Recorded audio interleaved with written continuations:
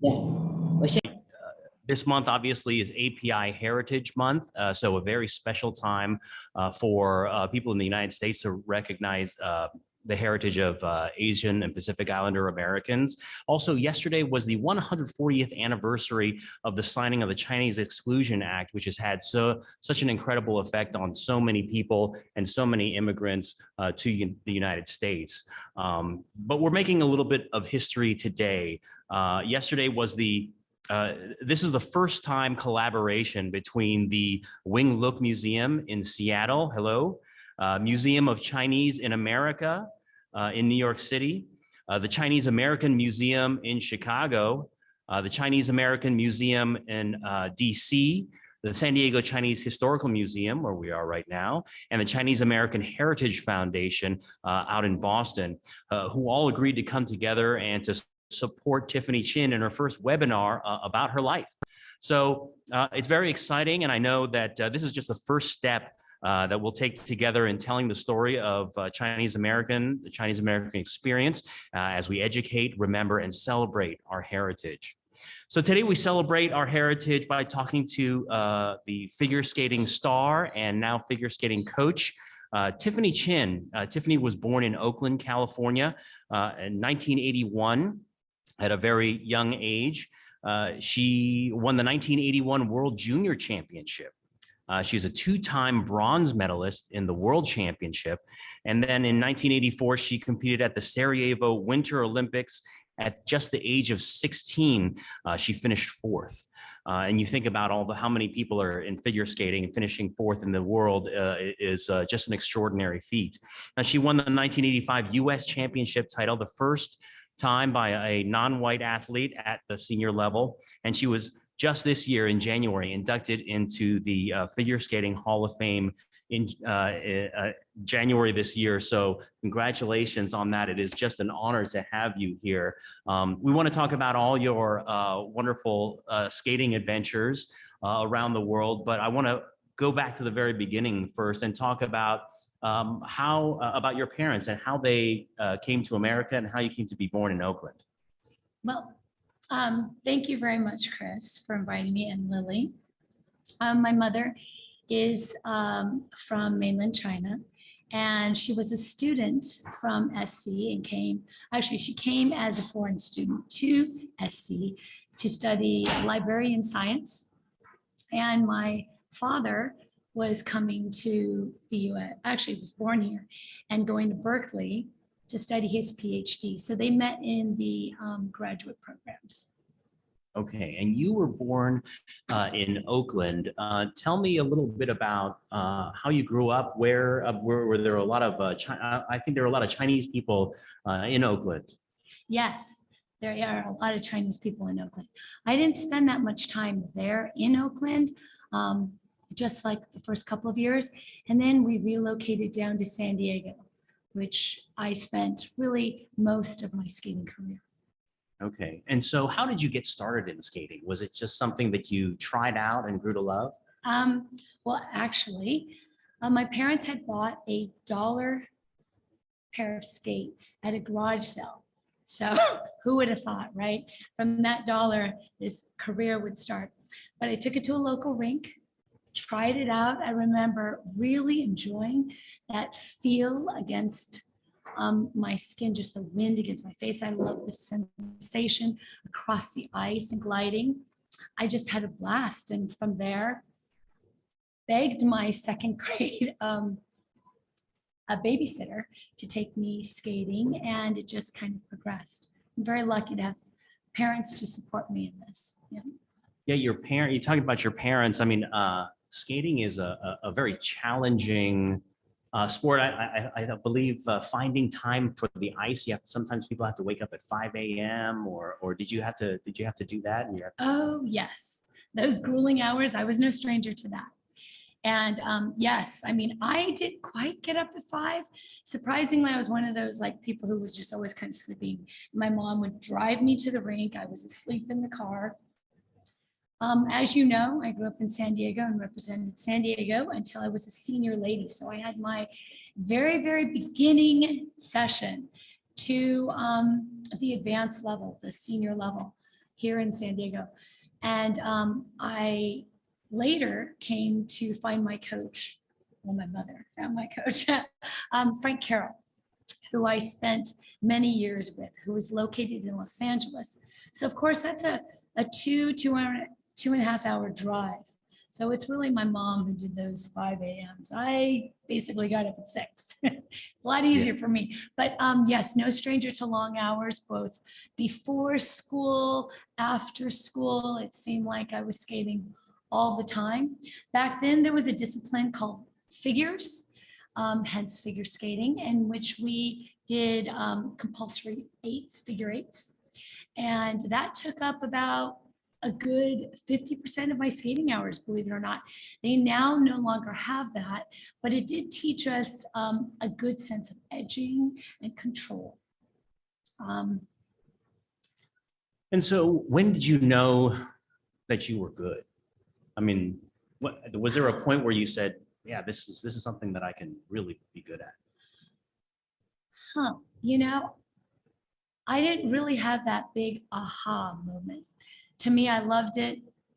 Like I said, I begged my second grade babysitter to take me skating, of course, with the approval of my parents. I don't think that's kind of out there that much, but I do remember that I really loved it a lot. And for me, it was just a great joy.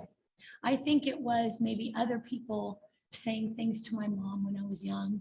Hey, she's talented. And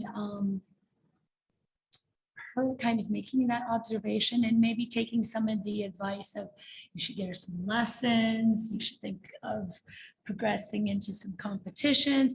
It was really, for me though, I just loved it. And I cannot remember one distinct time where it was like, oh, I could be great, because I just loved it. And that was the prevailing feeling for me most of my career.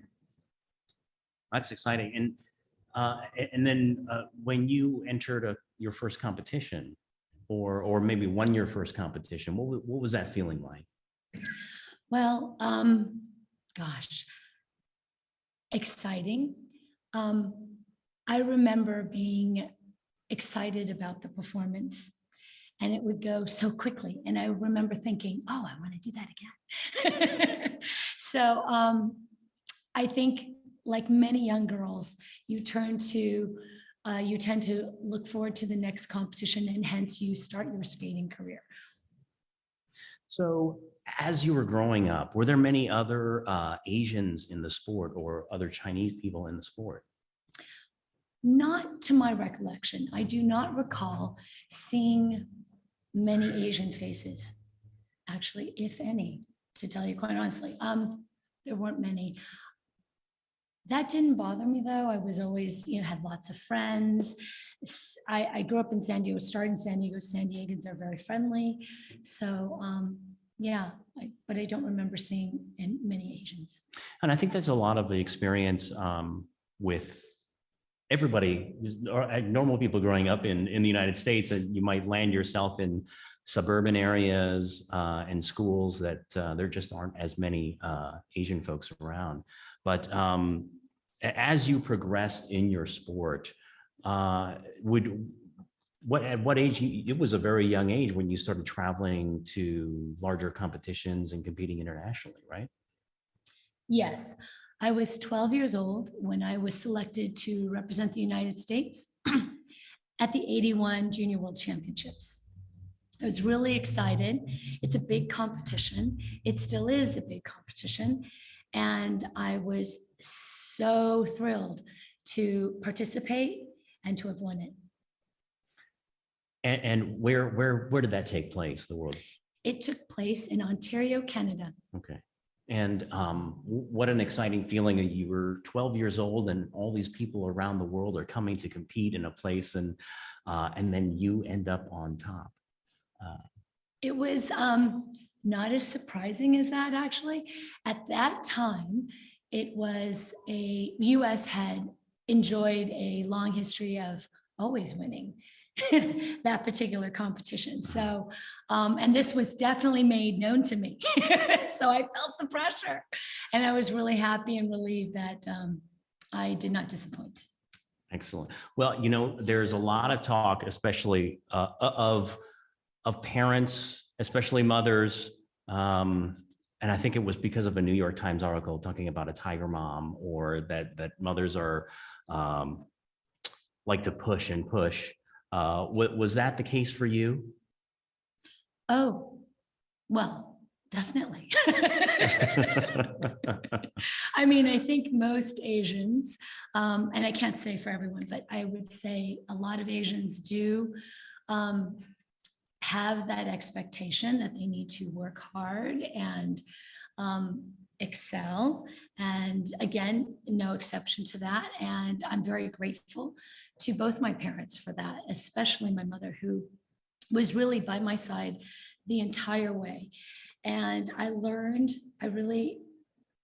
if I have any strength of character and push and drive and fortitude, I would definitely credit that to her and her patience in instilling that in me. Yeah, absolutely. I think I'm the same way too. Not quite as successful results for my mother, but certainly appreciate the hard work and the willingness to push us to succeed. Now, as you progress in your skating career, when does competing, I mean, is it always, and I guess if you do well in juniors, there are expectations as well. You could probably compete in the as an adult or the senior level as well. Yes, of course. Are you basically put on a track for world championship and Olympics? Yes, and gratefully so, because I could never have steered through all those obstacles and gotten to the places I need to get to do the higher level competitions without the help of coaches, advisors, parents, an association, who really comes in, steps forward, and helps the athletes become recognized. My daughter's an athlete as well, and the thing is that the people don't necessarily see, and when they look at athletes, is that you're giving up. You may not know it, but you're giving up a certain part of your life, sort of like regular high school kids or regular school kids. Did you ever feel like you were missing out on the things that your neighborhood friends were doing or anything like that? When I was, so I'll kind of take you through that question chronologically. When I was young, not really. I mean, I really, really enjoyed it. And yes, I saw that maybe there were other kids doing other things, playing mostly, I think. And while I had to go and practice, but that didn't really bother me because I really enjoyed to skate. I enjoyed the outcomes of it, the sense of achievement. And I don't know, I mean, kids, they're persevering. I found time to play. I did. I mean, anywhere and everywhere. So not when I was really young. Now, as I got older, of course, the sacrifices became more apparent to me. Everything from trying to get the schoolwork in to now I'm missing dances and other more monumental milestones that I think I would have really enjoyed. But in all honesty, Chris, I wouldn't have traded for the world. And I've thought about this long and hard because now I'm a mother. And I've had so many people tell me or mention, like, oh, is it so tough? And, burnout and this and that. And, I had my trials and tribulations. But one of the things I would love for people to know that it's so important, this sense of achievement, whether it's the Olympics or whether it's a child learning how to spell a word and achieving that in a spelling bee, or achieving that in front of their parents, being able to spell it for the first time without looking at the book. Whatever that is, that sense of aha in their head, hey, I can do this, is wonderful. And I know you had also mentioned, where was that aha moment? It's funny because it wasn't that pronounced. It wasn't that blatant, but there were little steps like this, those little places where you achieve and you start striving again and reaching up a little bit more and a little bit more, a little bit more. So whether a young person turns around and sees, oh, I want to go to the Olympics, or whether they want to just simply, you know what, I'm going to try just this, just, a little bit more in the next 6 months. It doesn't matter why you reach, as long as you reach to get better. Yeah, absolutely. That's so wonderful. I mean, just that positive reinforcement of accomplishing something, and obviously you accomplished you were accomplishing quite a bit and succeeding quite a bit, and I'm sure that sort of fed your interest in moving forward and competing, and then talk about the road to the Olympics. The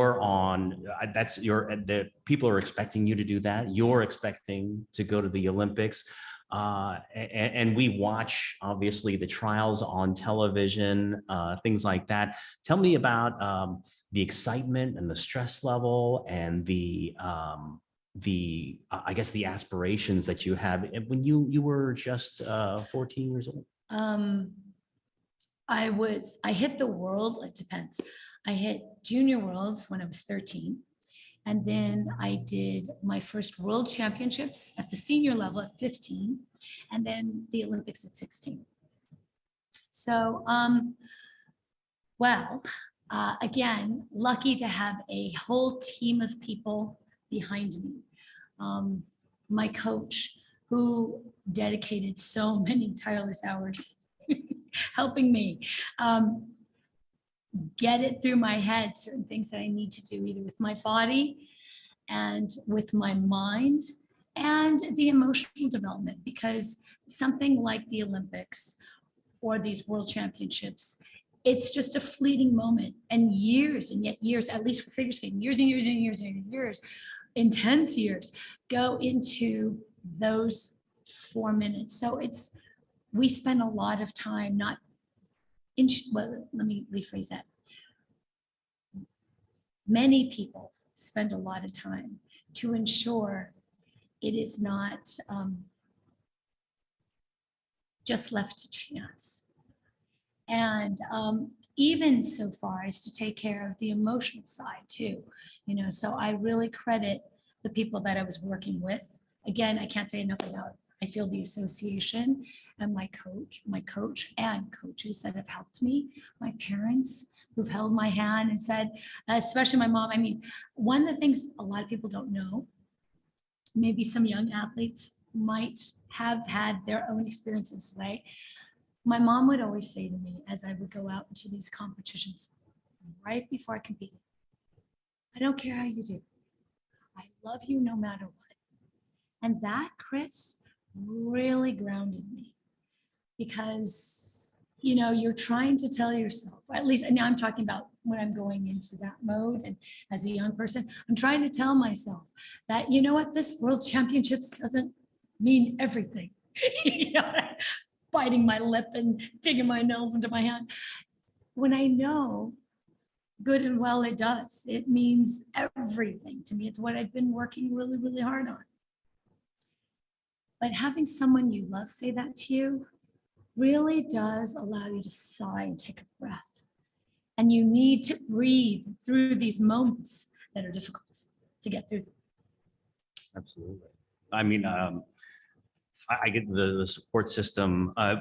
In the last Olympics became a little bit of a controversy, or people saw that maybe there wasn't enough support for some skaters, but we can talk about that a little bit later. And so Sarajevo, how exciting is it to be there in the Olympics? Only happens every 4 years. And I'm sure who did you enjoy watching on television? You must have watched figure skating on television with the Olympics. Who were some of your favorite figure skaters? Well, of course, I would have to say, like when I was a child, looking up, and it inspired me to ice skate, would be Dorothy Hamill. She was the Olympic champion as I was coming up and practicing. And so we would, as a group of little kids, turn around and play ice skating. How does one play ice skating? Well, we would run around in our shoes in a set area.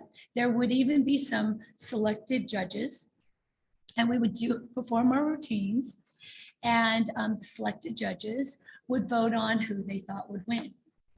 It was really cute because, as little kids are, there, we would decide, oh, I'm so-and-so. Well, there were many, many, many, many, many Dorothy Hamels, and many, many, many, many, many Peggy Flemings. Yeah. It was really quite funny. Absolutely. And so, one of the things that is interesting to me, like I traveled internationally a little bit, and people look at you and are maybe not quite sure you're Asian. They can see that, but then you're from the United States. Is that something that was surprising to people, that an Asian person or a Chinese person could represent the United States? Well, I did have one incident when I was little, but I didn't get that so much as an adult as much as I did when I was little. And it was an innocent kind of form. We were just, I must be the age of like 8 or 9. So I'm not serious. I'm just still playing ice skating those days. And a little girl, very innocently, no harm, said, "Oh, you're so good, but too bad, you're not American." And I was just taken aback.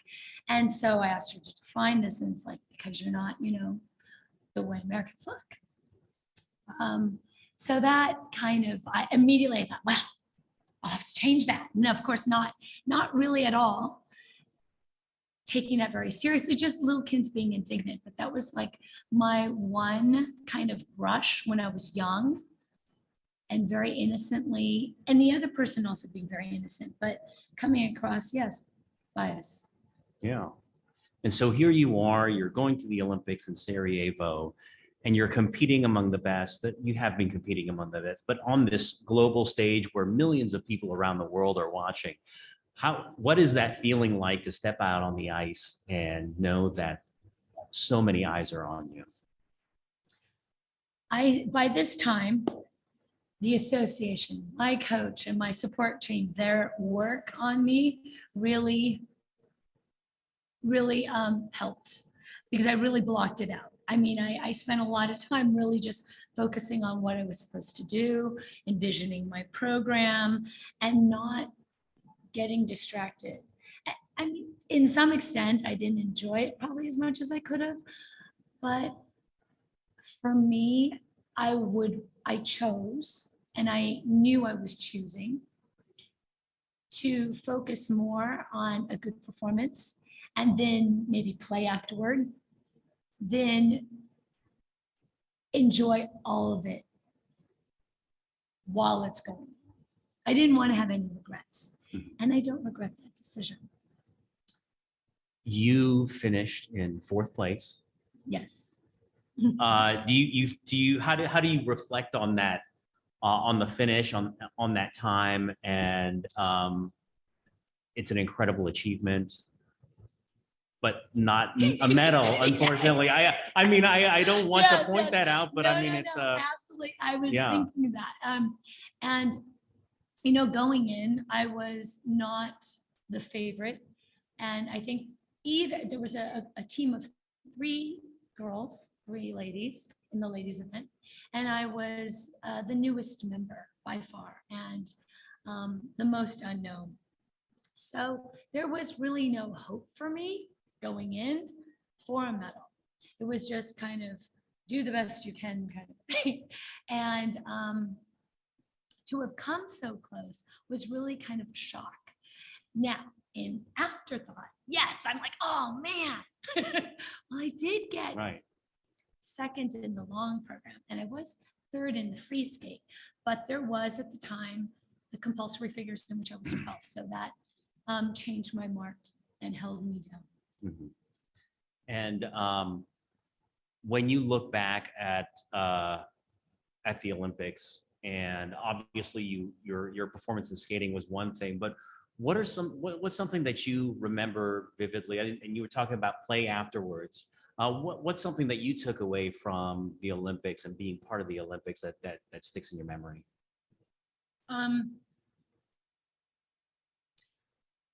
well, one of my favorite moments and overwhelming moments was walking and participating in the opening ceremonies.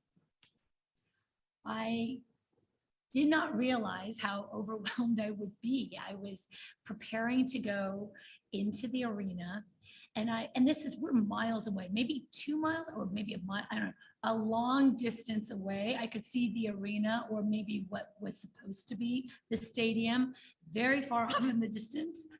And we're dressed in our uniforms, and we're waiting hours and hours, and I can hear the crowd, Chris, go nuts. And I'm just like, wow, we're going to go into that. And so every step that you get closer, the crowd is louder and louder. I mean, because you're getting closer and closer. It's like deafening. And I must say, by the time I'm walking in, I'm shaking and I'm thinking, oh my gosh, legs, come on, let's go. I remember the teammates were saying, oh, you can do it, you can do it, you know. And I was thinking, I don't know, one leg in front of the other. I can do this. How am I going to skate? Come on, do it. I was so overwhelmed with the awe of it. And I remember thinking, oh my gosh, if I feel like this right now, just walking, what am I going to feel like when I'm skating? So, again, the decision to kind of really put the blinders on was a good thing for me. I think other people may be able to take it in differently, but you know, that was my way of handling. Yeah. How exciting. It And you was- think it of was. like just the small percentage of people in this world who are actually able to experience what you have experienced, and what a really special memory. It is that you very have. special, Yeah. and I do treasure it. Yeah. And so you kept on going in your career. You continued to compete. You competed and won a U.S. Championship, as well as other competitions. Yes, worlds, I medaled, yay, Yay. at the World Championships 2 years out, both the following year from the Olympics, 85 and 86. And when you think about what you think about being there as one of the first Asian American, the first Chinese American to represent and compete at that high level, and represent the United States with other people around the world watching. How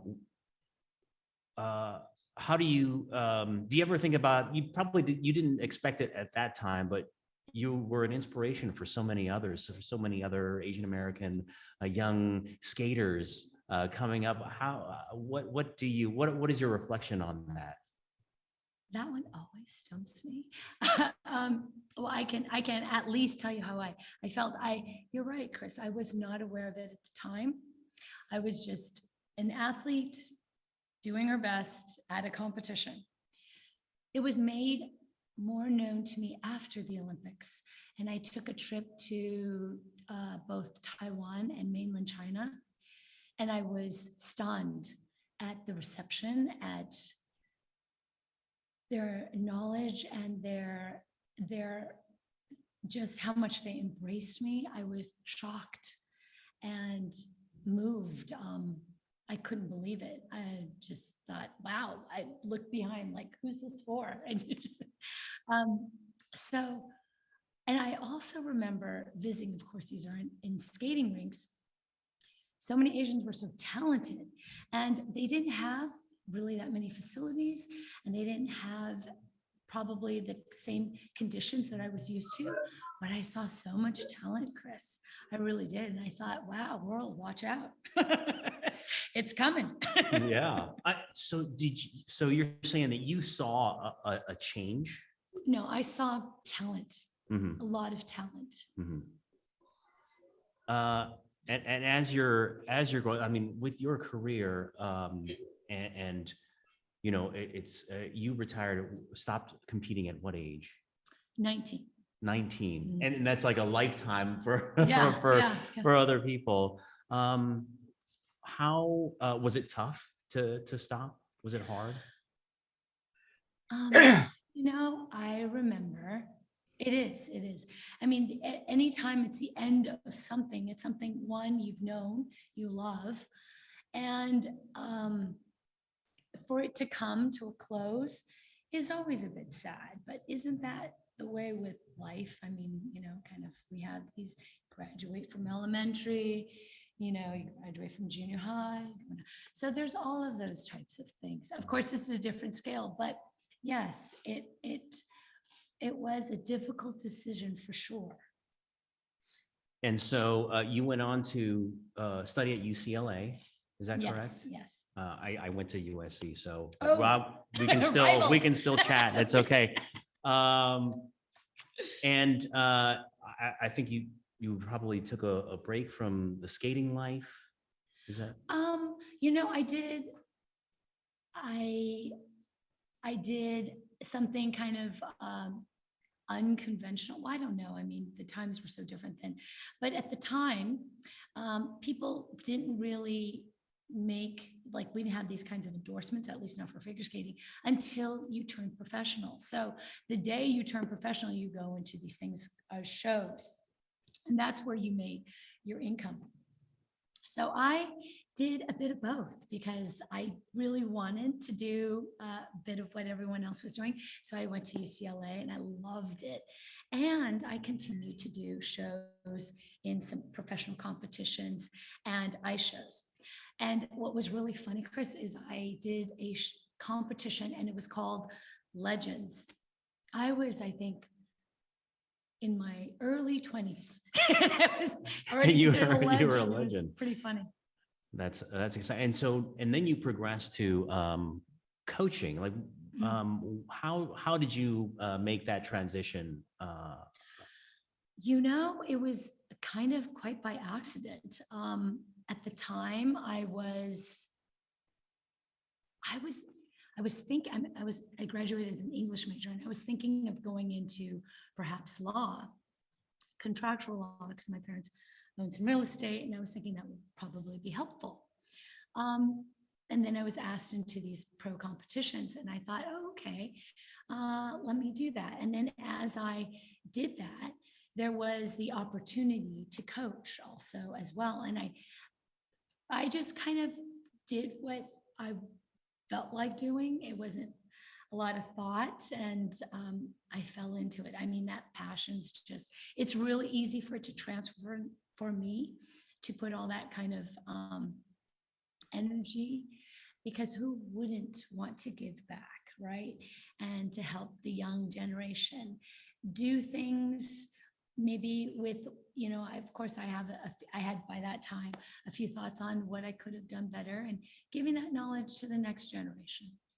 Absolutely. And when we go back and talk about you inspiring a generation of young Asian figure skaters, I think there was an article out there saying that there's a large percentage of Asian Americans who make up the U.S. figure skating team. I know, I'm so proud. Yeah. And did you ever speak to people like Michelle Kwan, Ms. Yamaguchi, to see, like, did they tell you, hey, we used to watch you? And I've been told that, and it's still shocking because I'm in such great admiration of what they have accomplished. I mean, wow. I feel honored and thrilled to have gotten there first. But wow, I'm so impressed at the accomplishments, and I feel that they're such great ambassadors of the sport. So well-spoken, have good hearts. And both of the young ladies that you mentioned, both Michelle Kwan, who's done this for so many years and as a champion, and is so well-spoken, and Chris Yamaguchi, who also won the Olympics. And I have a funny little story on her. I remember, first of all, she has always been as she is now. So her persona is, she's very nice, she's very personable, very encouraging. She's always been that way, ever since she was little. I remember seeing her very young, and she came up to me, she was so cute, and she asked for my autograph. And I remember taking it and looking at her and saying, honey, someday I will ask you for your autograph, which of course I did. And I knew it at the time because she was just so amazing. So to be, to hear her speak at the Hall of Fame, her words of what she thought of my influence, I was really impressed because, again, such a fan of them, you know. So. Absolutely. But what a wonderful feeling to be able Yes, I to was tickled inspire pink. that. Yes, yes, Yeah. yes. Maybe you It can doesn't take feel credit real. for some of their wins. No. I'm like- That's them. That's Yeah, them. that's right. But tickled pink for sure. Wonderful. When we talk about Asian Americans in figure skating, but also Asian Americans in sports now in the United States, things have changed so much. You watch TV now, so it's still a relatively small percentage, but how over the years, what do you think about so many more Asian Americans, Chinese Americans participating in sports across the spectrum? Well, funny enough, Chris, again, as I mentioned before, when I was growing up, I didn't see many Asian faces. Nowadays, at least, I'm a coach in Southern California. When you pop into any rink in Southern California, there are lots of young, mega talented little Asian faces that are going to be bright stars. I think we've had many this past year with Nathan Chen winning the Olympic medal and Vincent So, who didn't get to participate, but was a very close competitor, and except for the COVID thing. And we have the ladies, Alyssa Liu, who is now the world's bronze medalist, and Karen Chen. And there was, the list actually goes on. There was quite a big percentage of the US figure skating team that is Asian. And that's wonderful to see. Absolutely. Absolutely. And I guess, is there anything else that you think about? You're inducted into the Hall of Fame now. And that is in the history of figure skaters, you are on the top. How does that make you feel? I still have to pinch myself just to it's hard for me to believe, but I'm very honored and humbled by that acknowledgement, and so proud to see all these Asian faces doing so well in my sport. I am truly, truly proud of them. Wonderful. What I'd like to do is sort of open it up to questions.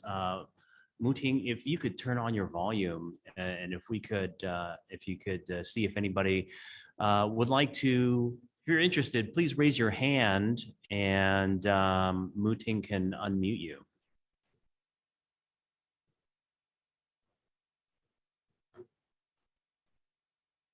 As of this time, we don't have hands up, but we do have a couple of comments.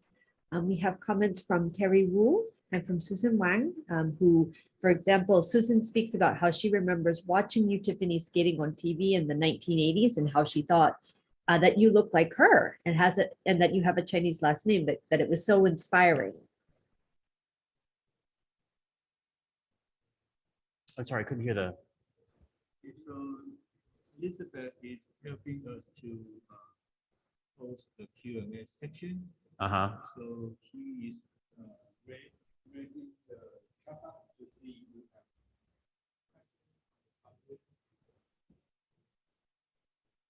Yeah, I didn't hear that question. Sorry. Oh, let me see. Can you hear me a little bit better now? Yeah. Yes. Cool. There were two comments from Terry Wu and from Susan Wang, who, to be frank, they really wanted to speak about how they have felt inspired by you, Tiffany. I think Susan, for example, can remember watching you skating on TV in the 1980s, and was really inspired by how she could relate to you. Oh, thank you. Wait, I'm so sorry. I can't really read the text because I have one contact lens in Okay. and one contact lens And out. so it's saying that I remember watching Tiffany skating on TV in the 80s and thought she looks like me and has a Chinese last name. It was so inspiring.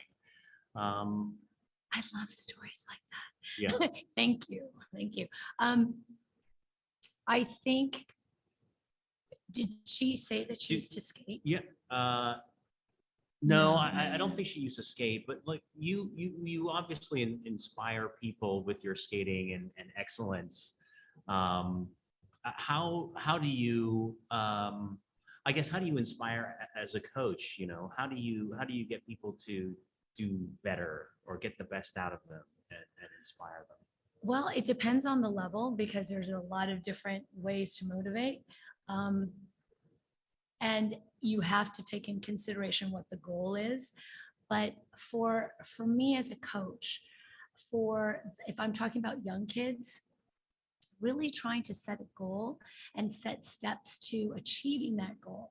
And then making sure that we're setting a good work ethic so that that goal can be met. Then, whether that goal is actually met or not, for me, is less important than just setting the plan and making a good effort on both the weekly, daily manner. That's really the most important thing because goals can always change. We might find, I mean, as we know from success, it's not straight up, it's not a straight line. It kind of wiggles. So you kind of find your way through these struggles. And sometimes you have to pause a little here, but you find your way back. Okay, if you have any questions, oh, hi Tiffany, your spelling of your last name is Chin. Is your father from Toisan? Because my mom's last name is spelled the same way from that village in China, from Jiufeng. Awesome. You know, I heard my father's actually born in the US and his family is from Hong Kong. So I heard a funny little story about the spellings of the last names, how it's really it depends what kind of an immigration officer you get, because the different dialects will pronounce it differently. And they would just kind of like, oh, okay, that's Chin, C-H-I-N. So it would be whether it was C-H-I-N, C-H-E-N, C-H-A-N. It really kind of depended on how that particular immigration officer interpreted what they were saying. That's just what I heard. Yeah, okay. Ben Lau from Chicago is asking, after taking the role of coach, do you think you're a Tiger coach? Well, kind of hard to say because I teach both. I just came out of coaching a young woman, Kaylani Crane, love her, towards her second Olympics. And I also teach like little kids as young as sometimes 5. So I don't know about that. I definitely teach with the goal in mind to bring out their personal best and to help them find their Olympic moment, whether it's their first axel or whether their first international or whatever that goal may be. Because it's not it's not like a hockey where you got to run, skate lines back and forth to get stronger and get more, No. Lung capacity or anything like that. It's much more of it's physical, but also there's a finer artistic. There's definitely an artistic sense, a performing arts part of it, which was what drew me, but it's definitely a sport, so they have to train. But I do believe that it really depends on the goal. Okay. How many students do you have so far, or how many students have you had? I think you mentioned that you're reducing. I could not guess on the number. I teach in a facility that has a big camp every summer, and that I would come across like so many people just in a summer. So I've been teaching for close to 30 years, so it's quite hundreds and I don't know, maybe thousands. I couldn't even guesstimate on that. I also now work in a different location too. So I work in 2 different locations. So I have some of my own students and then I help someone with his students. So yeah, Yeah. it varies. It varies. Ben Shu asks, Tiffany, could you please share your mother's immigrant story and how she had to be strong to make it through the war and as a new immigrant in the United States?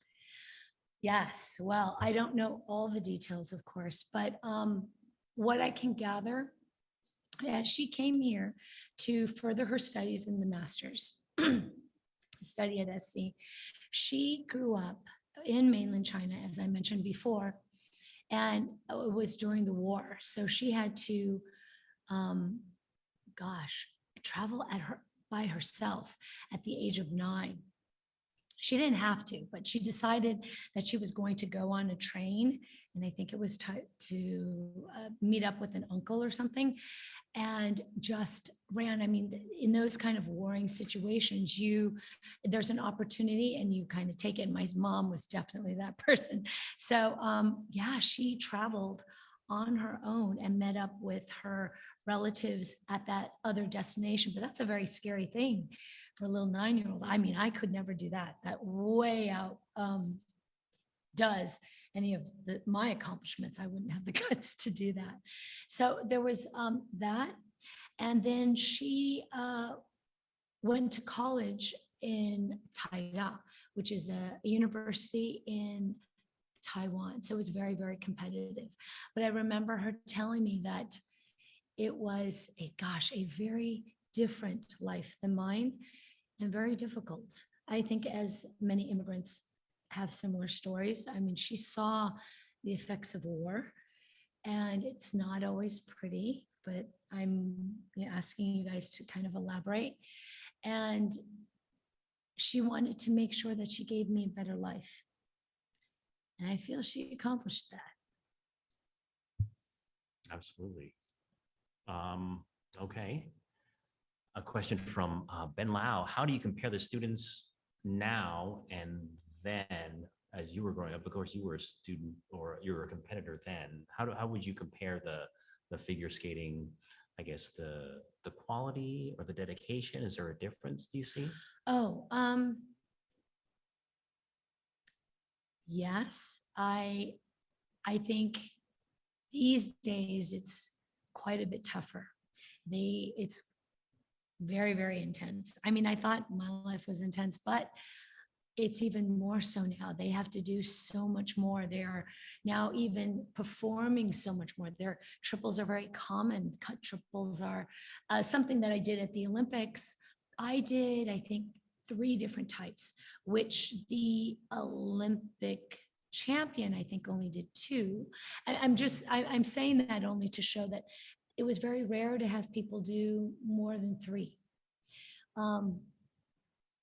Now, I think a 10-year-old can easily often do 5 or anywhere from 10 to 12. So it's like crazy. They're doing triples. They're doing triple axles. They're doing quads. I mean, it's insane. Okay. Yeah, just amazing to see all the different things that that people are able to do now. I guess there's always a push to do more and Yes. be better and be more Yes. spectacular Yes. to wow the judges, right? Just a question: Are judges surly? Are they angry? Do they seem angry, or they are? Oh, no. I feel they try to do the best they can. I've actually had the good fortune to have been a what we refer to in the industry as a caller, or and that is the person on the technical panel that determines the element. And so that's one of the people that sits over where the judges are. And I have to say, it's very, very difficult. And you're trying so hard to do your very, very best to make the right call, as well as to do the best for the athletes in front of you. So having participated in that, I can see, wow, it's really tough. Every part of this sport is so demanding. It's not just demanding on the athletes and the coaches and the parents, it's demanding on the judges. Absolutely. Now you have some ties, Ben Lau asked, you have some ties to Hong Kong. And would you ever think about going to Hong Kong to teach or going internationally to teach? Or you're mainly based here? Well, of course, I'm based in Los Angeles, and my son, who is now graduating from college, I would consider going and visiting different places. I'd love to go to Hong Kong. Who wouldn't love to go to Hong Kong? Right. Okay. Well, I think we're, let's see here. We've got one more question from Ben Shu. Could you describe the challenges of coaching at the recent Olympics during COVID? Also, can you elaborate on how difficult it was due to the recent Russian doping scandal and the delayed medal presentation? Wow, that's a packed Yeah. text there. Okay, so you'll have to remind me of the other two. I'll Okay. address the first of the three, All right. which is already The challenges the of challenge coaching of at the recent COVID Olympics. Olympics. Ben, that's a great question, because I've been able to had the good fortune to participate in 3 Olympics. One at my own, where I was an athlete, and 2 as a coach. Again, coaching Kaylani Crane. Love her. She's so awesome. On the first one, it was many years after the one I had participated in, and it's very similar to what I remembered. The same ordeal, the same turning on the stomach, preparation, performance, all of that seems similar. But for this last Olympics, it was really different. I'll elaborate. Just getting prepared to go to the Olympics was an ordeal. As we can recall, we're talking about December and January. The protocols even for travel were changing constantly. I found out the hard way going in January, going through Estonia, that you had to have your travel documents, not only for the place that you were entering, but also for any country that you transited from. That changed. So I remember getting stuck in the United States. I missed my flight because I didn't have that done. And being paranoid about whether this was going to happen again was something that was really plaguing both myself and my athlete.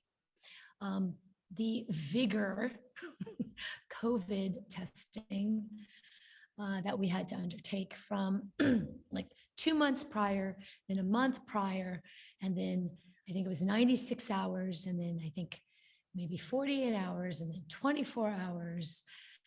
And China approved sites in the United States. It was really difficult. And some of you could recall, some of the athletes didn't make it. Some of the officials didn't make it. And so the concern of following procedure and making sure that we got there safely was really an ordeal, a taxing one. It even changed at the Olympics. It didn't just stop in the preparation for, but at the Olympics, people were completely covered. We had to wear masks everywhere. We were tested every day. And in the eating area, I don't have my phone to show you, but we were in cubicles. So I definitely felt safe, but it was clear plexiglass cubicles. So in front of me and to the sides. So there was not that person. I was not this close to anyone while I was eating. Gloves, it was very different. But then there was a second. There was another question about what we addressed earlier about the controversy.